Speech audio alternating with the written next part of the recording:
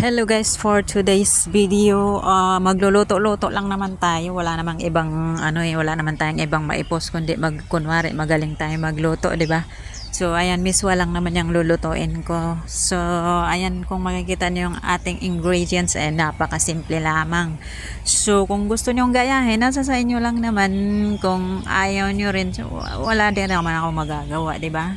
So ayan yung ating mga ingredients. So magluto-lutuan lang naman tayo kahit na hindi naman tayo ganun kagaling magluto. At dahil nga ay tayo ay naging isang content creator, so ayun, kahit hindi tayo magaling magluto, ipapakita natin yung mga ginagawa natin, niluluto natin para naman sa mga hindi pa marunong magluto magkaroon naman sila ng idea na pwede pala to ihalo sa ganito, 'di ba? Kasi alam nyo guys, yung mga panahon na hindi pa ako nagkakatulong, talagang wala akong alam sa pagluluto. Hindi ko talaga alam kung ano yung mga procedure ng pagluluto. Kasi alam mo na yung sa amin, mahirap yung buhay namin. So nagpapakulo lang kami ng ng tubig, tapos ilalagay yung mga kung ano-anong mga gulay or kung ano-ano kung karne. Basta tubig lang yung gamit namin guys pag nagluluto kami noon sa sa amin sa probinsya. So ngayon naman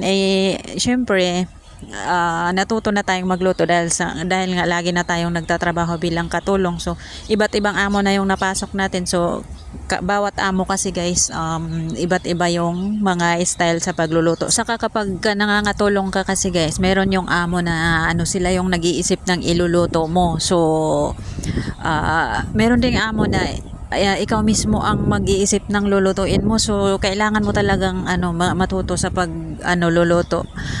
Kailangan mong matutunan lahat ng style nila. Kaya kapag marami ka nang alam sa pagluluto, hindi ka na nahihirapan pa na kung ano yung lulutuin mo. So ito namang niluto ko ay ako lang yung nag-isip nito na ito yung ingredients na ihahalo ko. Pero sinisigurado ko naman na magugustuhan ng mga alaga ko ang niluluto ko. Syempre, alangan naman magluto tayo ng hindi tayo sigurado na kakainin nila. So, minsan may niluluto din naman tayo na ayaw nila. So, huwag na natin ulitin yon. At ayun na nga guys, naluto na ang ating miswa. Kain na tayo. Thank you for watching.